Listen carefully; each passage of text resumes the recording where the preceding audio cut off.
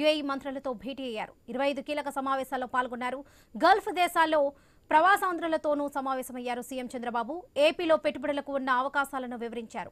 November 14-15 తేదీల్లో విశాఖలో జరగనున్న సిఐఐ ఇన్వెస్టర్స్ సమ్మిట్ కు రావాలని పారిశ్రామికవేత్తలను సీఎం చంద్రబాబు ఆహ్వానించారు.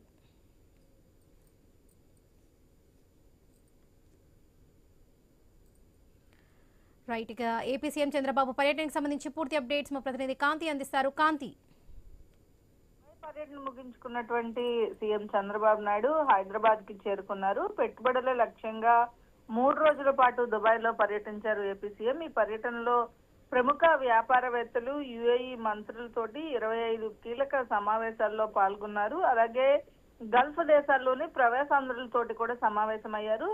ఆంధ్రప్రదేశ్ లో పెట్టుబడులకు ఉన్నటువంటి అవకాశాలు, అలాగే ఉన్నటువంటి వనరులు, అలాగే ప్రభుత్వం కల్పించే సౌకర్యాలు, ఇలా అన్ని వివరించారు సీఎం చంద్రబాబు నాయుడు. అయితే సిఐఐ ఇన్వెస్టర్స్ సమ్మిట్ ఏదైతే విశాఖ వేదికగా జరుగుతోందో నవంబర్ 14-15 తేదీలలో ఆంధ్రప్రదేశ్ లో జరిగేటువంటి ఈ ఇన్వెస్టర్స్ మీట్ లో పాల్గొనేందుకు రావాల్సిందిగా అందరినీ ఆహ్వానించారు. అలాగే తెలుగు ప్రజలతోటి దుబాయ్ లో నిర్వహించినటువంటి సమావేశంలో కూడా పాల్గొన్నారు సీఎం చంద్రబాబు నాయుడు వాళ్ళు.